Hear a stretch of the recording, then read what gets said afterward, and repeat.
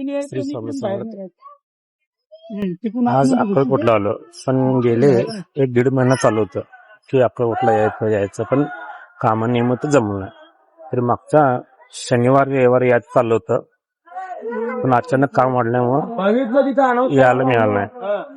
तरी काल योगायोग रोहननं फोन केला की असं अक्कलकोटमध्ये इव्हेंट आहे, तू येणार का? मग तुम्ही आलो.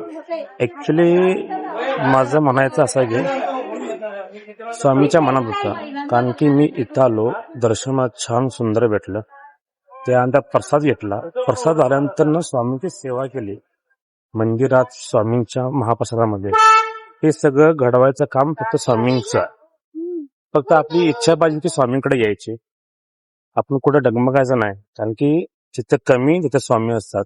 तर ते एवढंच म्हणायचं आहे की आपली सेवा चालू राहिला पाहिजे आणि स्वामीवरचा विश्वास कायमस्वरूपी आपल्यावर ठेवला पाहिजे. तो विश्वास किती कमी होऊन देऊ नका. श्री स्वामी समर्थ.